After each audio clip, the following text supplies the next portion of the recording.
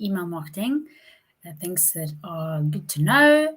We're going to answer some frequently asked questions that we get from our customers regularly, or from people asking us questions about email marketing.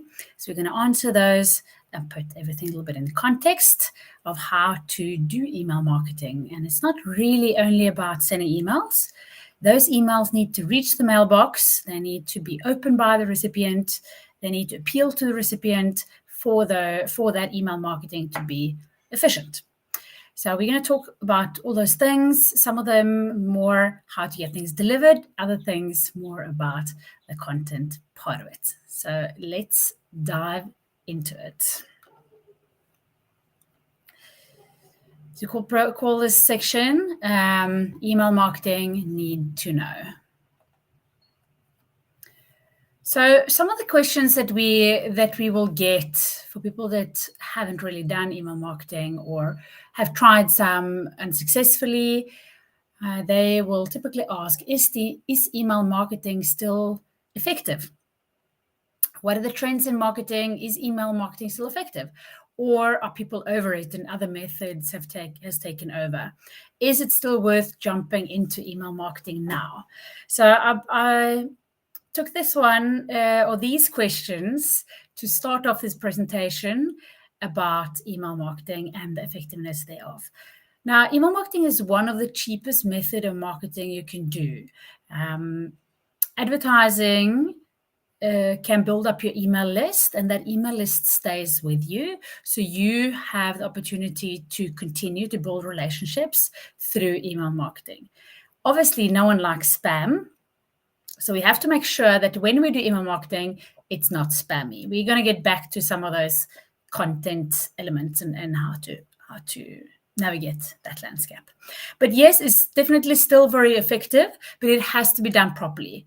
You don't want to spam people. You need to make sure that your email reaches the mailbox, and you can really utilize it as a very cheap method of marketing. Also goes hand in hand with advertising, and way of advertising will create the awareness of your product, service, brand, what you put out there, and then you can collect people's email address to continue to nurture those relationships. Benefit of that is that people don't really make decisions to purchase straight away. So expecting purchases straight away from your ads can lead to disappointment. But by implementing email marketing, you can nurture relationships and nudge people all the way to sales. And it's a very important part of the lifecycle marketing framework. The framework is this extended figure of 8 eternity, where we see that collecting leads, converting clients, and creating fans is all interlinked and build on each other. Let me quickly take my camera down so you can see the whole thing. So collecting leads consists of targeting, attracting, and capture your leads. Converting clients consists of engaging and nurturing, offer and close the deals, so the sales. And then creating fans is about delivering, impressing, and multiplying those sales into higher value, which could be repeat buys, upsells, or getting new customers from your existing customers in form of referrals, reviews, etc.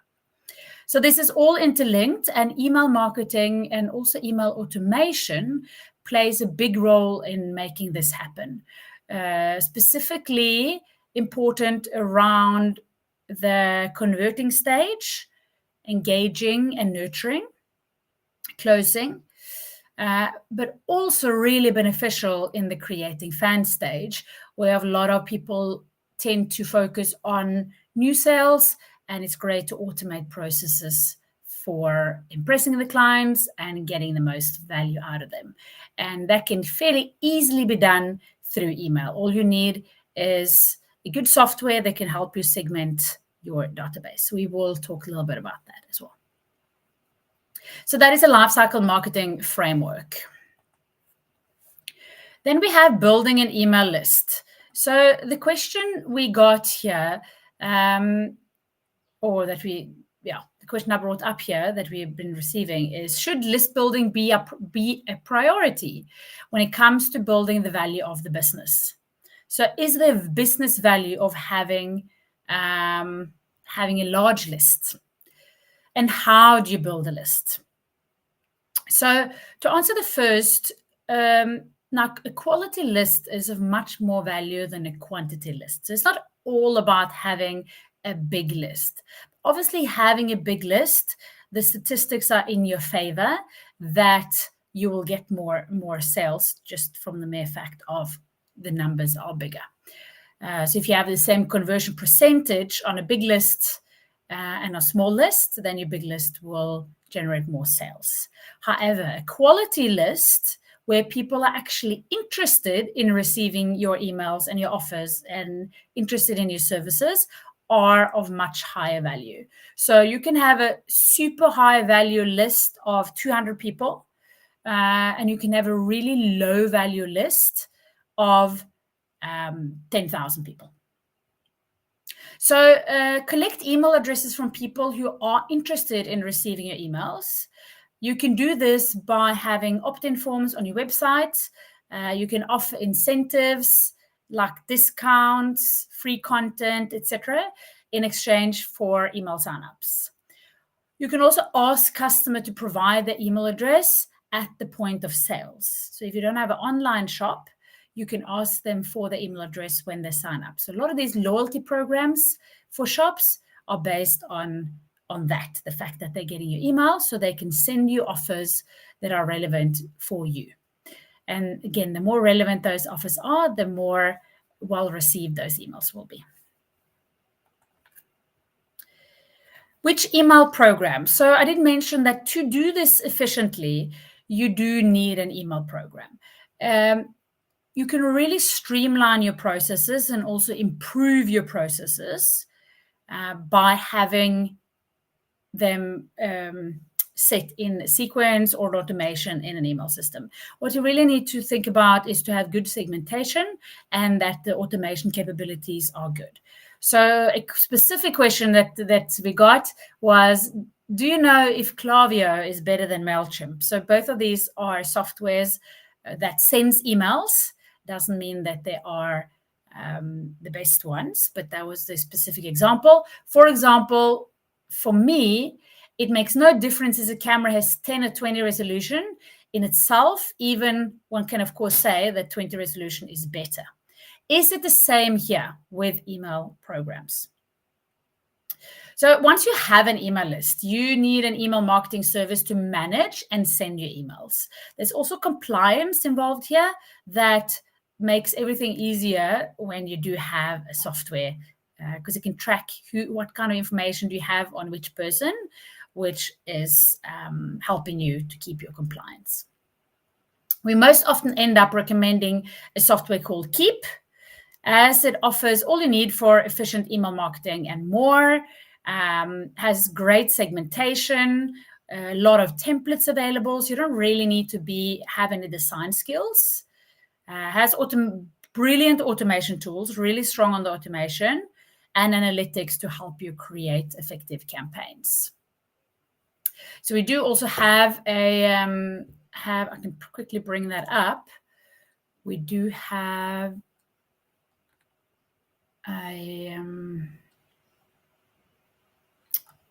let's see. Yeah, you can just be in contact if you want a special offer on Keap. I didn't have that link easily available right now, but we will post that as well. If it's relevant and you want to try Keap, we do have special deals on that. So the benefits are segmentation, very easy to use CRM. They have a couple of different versions, really, really easy to use. And again, it really helps you with compliance. So if you are in Europe, you need to think about your GDPR compliance. If you are in South Africa, like I am, you need to think about your POPIA compliance. And if you're other places, there's various compliance rules that you need to adhere to. And remember, it's not only based on where your business is based, but also where your contacts are based. So if you have contacts from Europe, you need to adhere to GDPR. Segmentation. So I've got a comment. I think it's boring to segment. Do customers really care if they sometimes get content that doesn't appeal to them in situations where I do not bother to segment? And my quick answer to that, then rather don't do anything.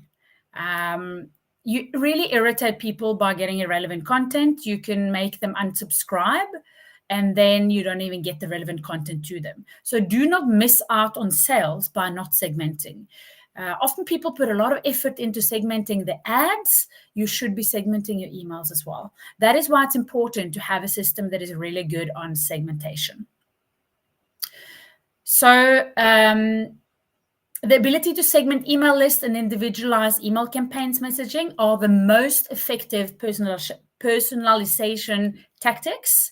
And personalized emails deliver 6 times higher transaction rates, according to Instapages or Instapage. So segmentation is really, really important. Some of these systems out there are not sufficient on segmentation. So you can segment people into lists, but you can't cross-segment on those lists. So you have to create multiple lists and keep track of all your lists to do your segmentation. That is the most common flaw in those softwares. Open rates. Now, how do you get people to open your emails? When we think about open rates, we need to keep in mind that there's been various updates the last few years from email providers, being Microsoft Outlook, Gmail, Yahoo Mail, etc. So the people that you have your email with, updates from them where they pre-open emails. So now that depends on the provider. So your open rates will not necessarily be 100% accurate. So keep that in mind, but it's still an indication. So how do you get people to open the emails? We need to understand how the email providers handle incoming emails. We need to know that they pre-screen them from being spam. One of the things that they look at is your domain reputation.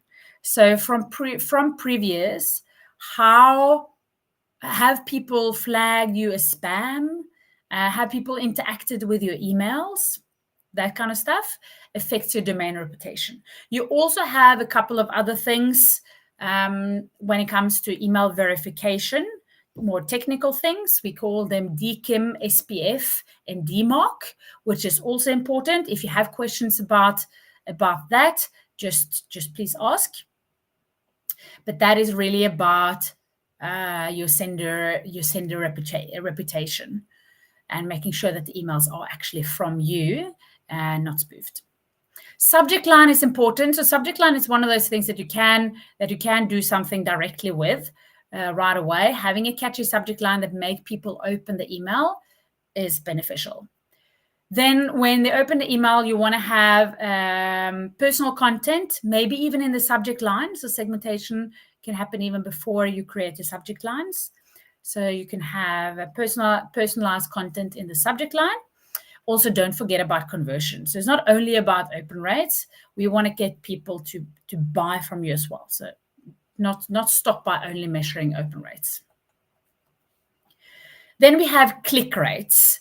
Click rates is one of the things that the mail providers look at when they consider if they should flag your email as spam or not. So if they should send it through to the recipient. So getting people to click on your emails is very beneficial. And then we have some statistics again on the most effective email tactics. And I added them here because it's important to get people to click on your emails. So personalization and list segmentation is on top. Automated campaigns, second. So that is when emails are sent automatically. The great thing about that is that once you set up an automated sequence, you can improve it. And also you pre-thought through what the experience should be instead of having a random experience based on your mood or when you remember to follow up. Testing and optimization, Super important. So your system should also, email system should allow you to test two emails up against each other. For example, testing two different subject lines. So the email might be the same, but the subject lines might differ. We call that A/B testing. So you're testing one thing at a time to see what works the best. And then responsive design. People are reading their emails on tablets, on mobiles, on PCs, all kinds of devices, all kinds of screen sizes. So that is really important to remember. And we see there personalization, list segmentation, automation. They're on top. It's the stuff that I will talk a lot about in general. So should you write long emails or should you write short emails? I found this stat from Boomerang, is a research company. The ideal email copy length is between 50 to 125 words. So now they've done a survey based on a lot of emails sent, and they came up with this. So this is something to take note of, but it doesn't specify what kind of emails. Is it transactional emails? Is it informational emails? What kind of emails are we talking about? So what will be important is how well does the customer know you? If they don't really know you, they might not be willing to read a lot of text. If they just signed up for something and you give them a lot of information, useful information, they might be willing to read a lot of information. We need to think about people's attention span. Generally, people don't have a long attention span, so they don't want to spend too much time on understanding something. A long email takes a little bit longer. Frequency, how often are you sending emails? Do you want people to read 4 A4 pages a day, or maybe not? Are they targeted? Keep in mind that there is no SEO in emails, so you don't have to worry about people, or people must find these online. So don't think that you need to keyword stuff them at all. Test them. Test what works for you. Test what works at different stages of the customer journey, purchase journey. Test what works. Short, long. So keep on testing. Again, by having automated system and email systems and created your email processes in those, you will be able to do these tests. You won't be able to do that if you don't have the systems. Think about if you should be using landing pages if your emails become very, very long, if you need to have a lot of information. Then you can link to them and people click on them. So then they click in the emails. Pictures, should you have pictures? Should you not? Here is an example of the same email sent.